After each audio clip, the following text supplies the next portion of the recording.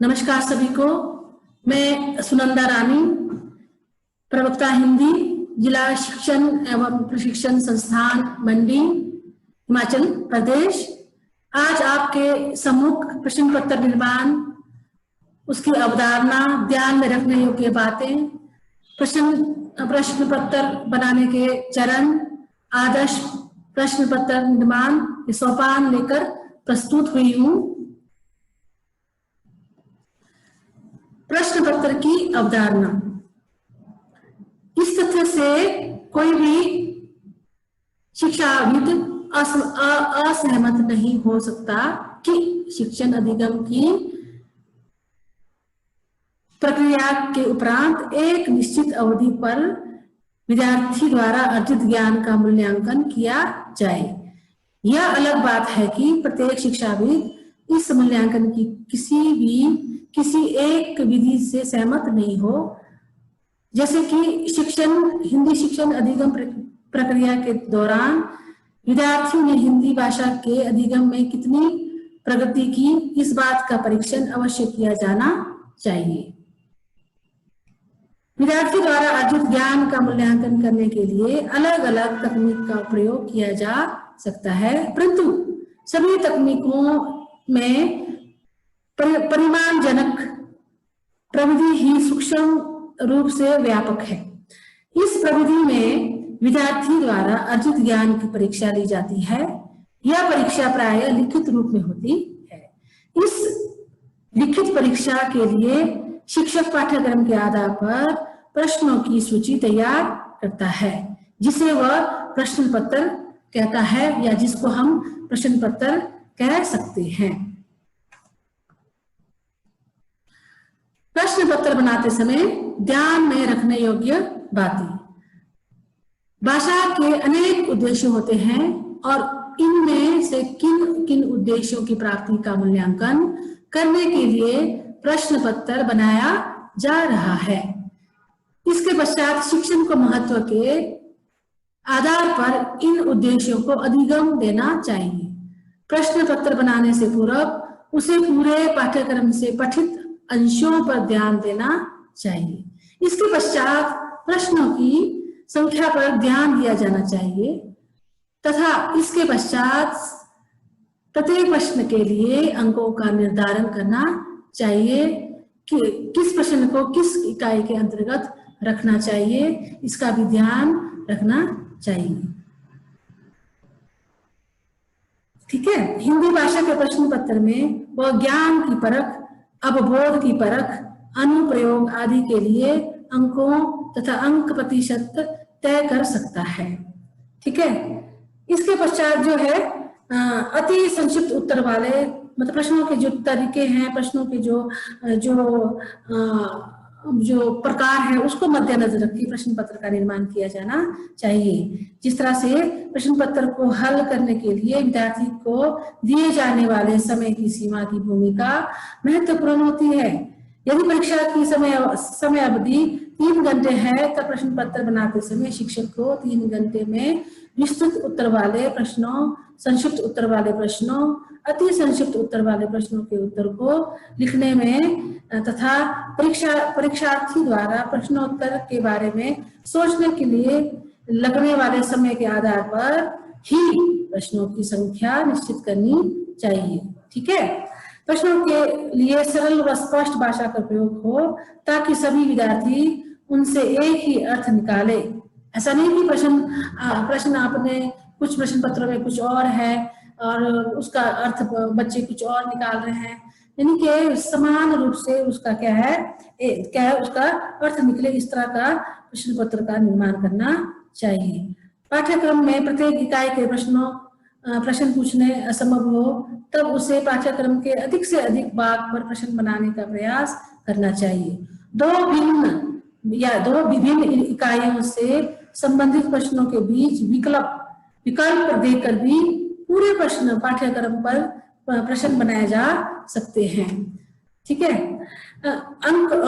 कुल अंकों में से कितने अंक निर्धारित करेगा, इसका निर्णय इसी अधिमान पर निर्भर करता है। जैसे हिंदी भाषा के प्रश्न पत्र में वह ज्ञान की परख, अवबोध की परख को ध्यान में रखते हुए प्रश्न पत्र का निर्माण करना चाहिए। प्रश्न बनाने के चरण, सबसे पहला है परीक्षा पत्र का निर्माण शिक्षार्थी के उन्नयन का मूल्यांकन करने हेतु किया जाता है। अतः परीक्षा पत्र के निर्माण में कई चरण सम्मिलित है। सबसे पहला है शैक्षणिक उद्देश्य, दूसरा है अभिकल्प, तीसरा है रूपरेखा या ब्लूप्रिंट, चौथा है प्रश्न लिखना, और पांचवा है समंकन योजना, और छठवां है प्रश्नवार विश्लेषण। तो बच्चों हम सबसे पहले शैक्षणिक उद्देश्य, परीक्षा के लिए प्रश्न पत्र बनाने के लिए सबसे पहले महत्वपूर्ण कदम शैक्षणिक उद्देश्यों को निश्चित करना है। प्रत्येक विषय के लिए अलग अलग शैक्षणिक उद्देश्य हो सकते हैं, जैसे विज्ञान के लिए अलग, समाज और गणित के लिए और हिंदी के लिए अलग अलग क्या है शैक्षणिक उद्देश्य हो सकते हैं।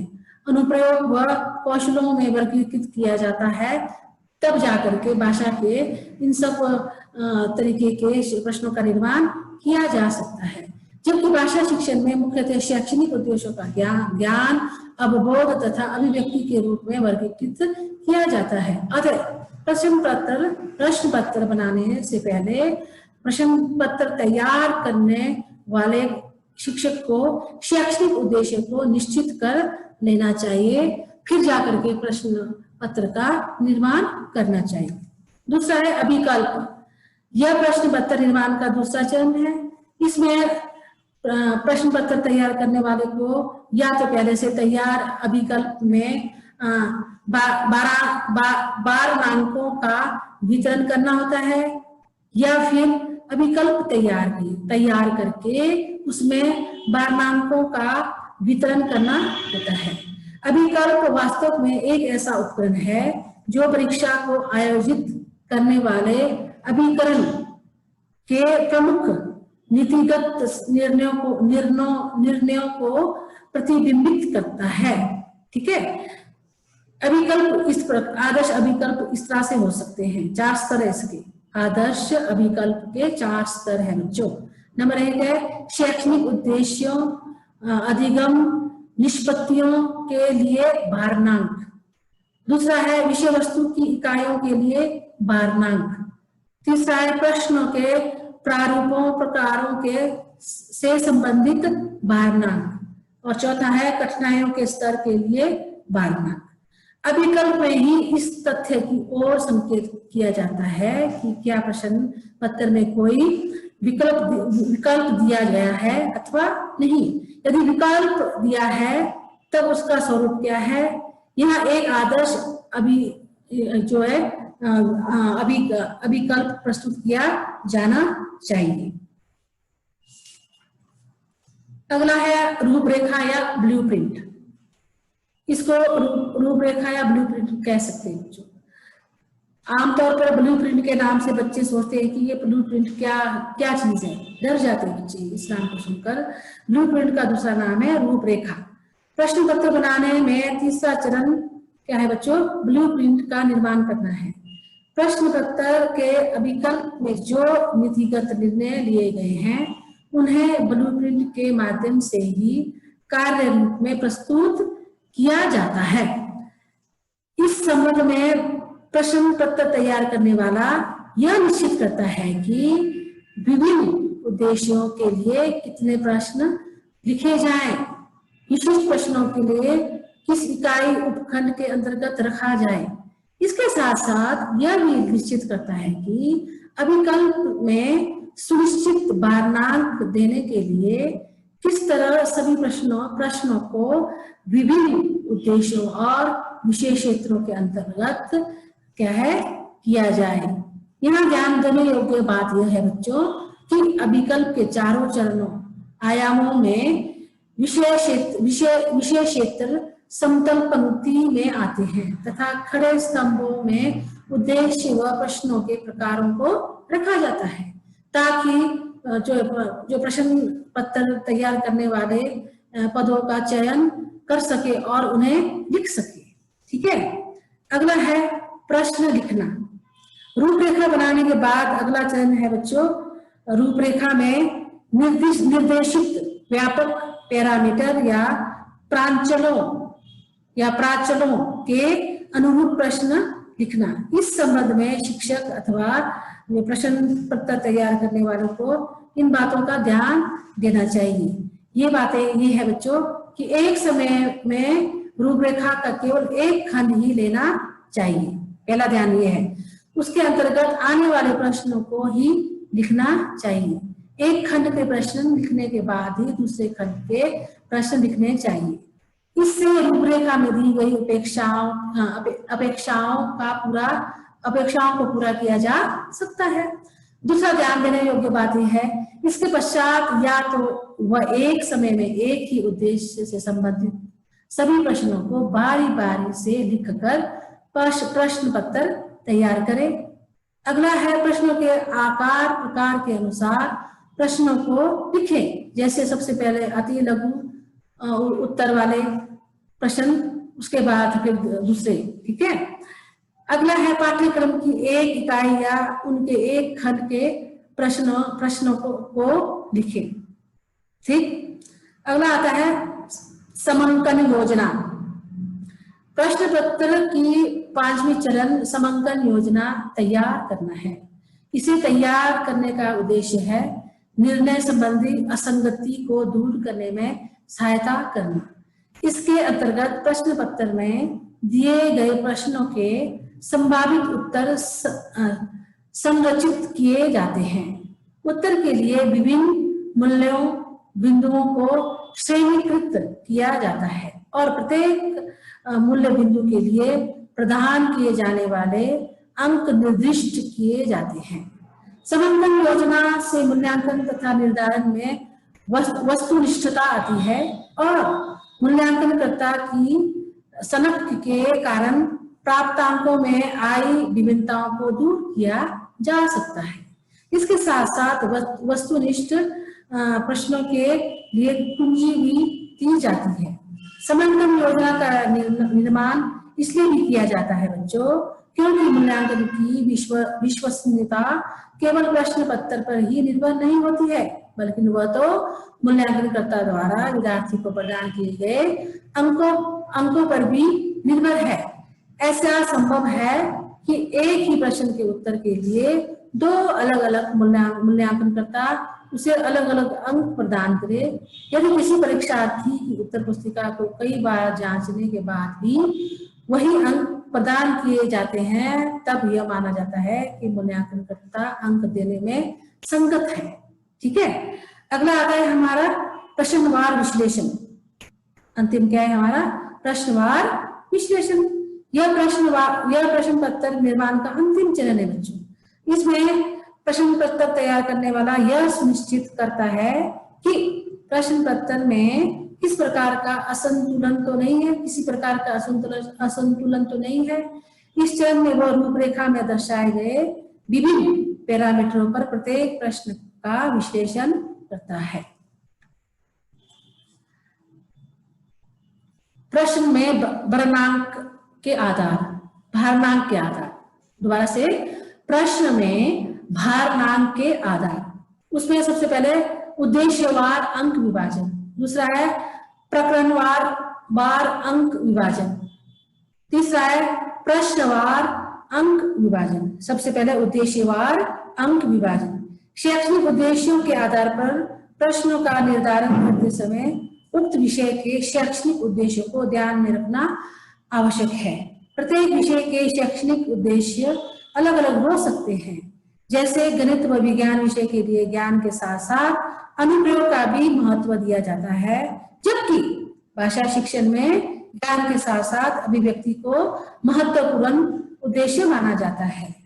हिंदी भाषा के शैक्षणिक उद्देश्य इस प्रकार से है। इसमें है ज्ञान, पहला है ज्ञान, दूसरा अनुप्रयोग, तीसरा बोध और चौथा है अभिव्यक्ति कौशल, ठीक है। अब हम लोग क्या है भारांक का दूसरा आधार उठाते हैं, जैसे प्रकरणवार अंक विभाजन।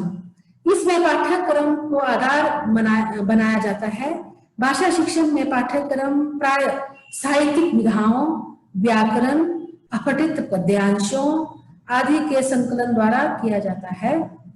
अतः ऐसी स्थिति में प्रश्न पत्र का निर्माण करते समय प्रश्न पत्र बनाने वाला या शिक्षक का यह प्रयास होना चाहिए कि प्रश्न पत्र में प्रत्येक साहित्यिक विधा तथा प्रत्येक अध्याय से संबंधित प्रश्नों का चयन किया जाए।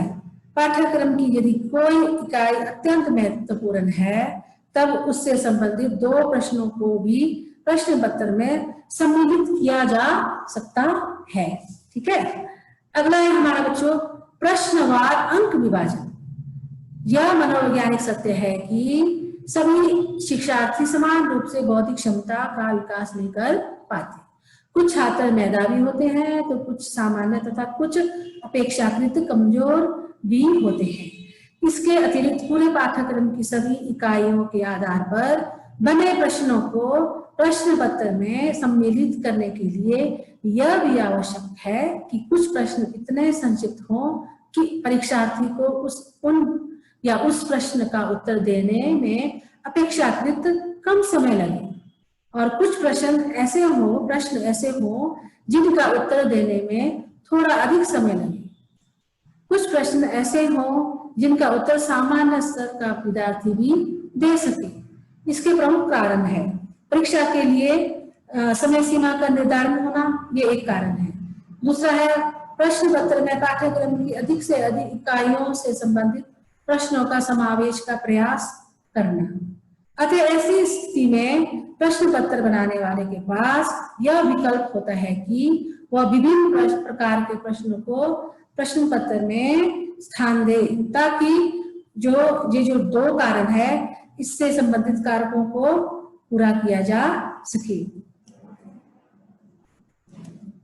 अगला है बच्चों प्रश्नों के प्रकार। ठीक है। प्रश्नों को प्रमुख रूप से क्या है 3 भागों में बांटा जा सकता है। अति संक्षिप्त उत्तर वाले प्रश्न, संक्षिप्त उत्तर वाले प्रश्न, विस्तृत उत्तर वाले प्रश्न। सबसे पहले हम अति संक्षिप्त उत्तर वाले प्रश्न को उठाएंगे बच्चों। ये प्रश्न ऐसे होते हैं जिनका उत्तर देने में विद्यार्थी को बहुत कम समय यानी कि 1 से 2 मिनट लगता है। इस प्रकार के प्रश्नों के क्या है क्या विकल्प ऐसे इस प्रकार के इस प्रश्नों का रूप ये हो सकते हैं। अति संक्षिप्त उत्तर वाले प्रश्नों के रूप इस प्रकार हो सकते हैं। ये जो बहुविकल्पीय प्रश्न है ये अति संक्षिप्त उत्तर वाले प्रश्नों का विकल्प ये रूप है। ऐसे प्रश्न में प्रश्न पत्र बनाने वाला एक प्रश्न का कथन को प्रस्तुत करता है तथा उसके उत्तर के रूप में 3 या 4 आदर्श संख्या मानी गई है विकल्प भी साथ में प्रस्तुत करता है। इन चारों विकल्पों में से कोई एक विकल्प ही सही उत्तर होता है। परीक्षार्थी को सही विकल्प चुनकर उसे उत्तर के रूप में देना होता है। ठीक है। दूसरा है 1 या 2 शब्दों में उत्तर वाले प्रश्न। इस प्रकार के प्रश्नों का उत्तर 1 या 2 शब्दों में दिया जा सकता है। जैसे आपको एक उदाहरण दिया कि सुरसागर के कलाकार कौन थे, तो शब्द क्या 1 या 2 शब्दों में उत्तर देना हो तो सूरदास। ठीक है। अगला है बच्चों रिक्त स्थान की पूर्ति। इस प्रकार के प्रश्नों में प्रश्न पत्र बनाने वाला एक रिक्त स्थान से युक्त वाक्यों को प्रश्न के रूप में प्रस्तुत करता है। उस रिक्त स्थान में परीक्षार्थी को पाठ्यक्रम के अनुरूप उपयुक्त शब्द भरना होता है।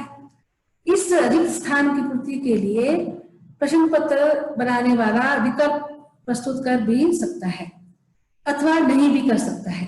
प्राथमिक स्तर की परीक्षाओं में रिक्त स्थान की पूर्ति के लिए विकल्प प्रस्तुत करना सही माना गया है। ठीक है। अगला है बच्चों सही या गलत का चिन्ह लगाना। इस प्रकार के प्रश्न छोटी अवस्था 1ली 2री कक्षाओं के परीक्षार्थियों के लिए उपयुक्त माने जाते हैं, जिनमें अभी न तो लेखन कौशल का अधिक विकास हुआ है और न ही उनकी तार्किक क्षमता का सही विकास हुआ है। ऐसे बच्चों के लिए सही गलत का चिन्ह लगाना जो रूप है प्रश्न का ये उचित माना गया है। अगला है सही मिलान करना। इस प्रकार के प्रश्नों में प्रश्न पत्र बनाने वाला दो खंडों वाली तालिका बनाता है। एक भाग में वो कथन शब्द आदि रखता है, तो दूसरे खंड में किसी अन्य क्रम में उसमें संबंधित कथन अर्थ आदि रखता है। परीक्षार्थी को पहले खंड के शब्द कथन से मेल खाते हुए दूसरे के सही शब्द अर्थ कथन आदि को मिलान करना होता है। ठीक है, सही मिलान करने वाला प्रश्नोत्तर ये भी छोटी कक्षाओं के बच्चों के लिए बहुत ही उचित माना है। अगला है बच्चों उचित पदक्रमीय। उचित पदक्रमीय इस प्रकार के प्रश्नों में काल, क्रम, विकास क्षेत्र आदि के आधार पर दिए गए तथ्यों, आंकड़ों को उचित क्रम में लिखना होता है। हिंदी भाषा के प्रश्न पत्र के लिए इस प्रकार के प्रश्नों का एक उदाहरण मैं पेश करती हूँ। जैसे कबीरदास, सूरदास, तुलसीदास। आपको प्रश्न आया है कि क्या इन साहित्यकारों को जन्म काल के आधार पर उचित क्रम में लिखिए, और आपको आगे आपको दे दिया गया कबीरदास, सूरदास, तुलसीदास, गणानंद। तो इनको क्या है उचित पद क्रम के हिसाब से लिखना होता है।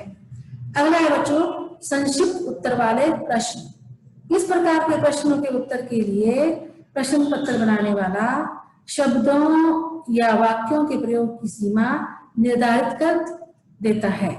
इस शब्द सीमा के अनुरूप ही अंकों का निर्धारण किया जाता है। यह शब्द सीमा 50 से 60 शब्द भी हो सकती हैं और 100 से 125 शब्द भी हो सकते हैं। यह मूल रूप से कक्षा के पाठ्यक्रम, परीक्षार्थी के बौद्धिक विकास आदि पर निर्भर करता है। ऐसे प्रश्नों में आंतरिक विकल्प की व्यवस्था नहीं होनी चाहिए।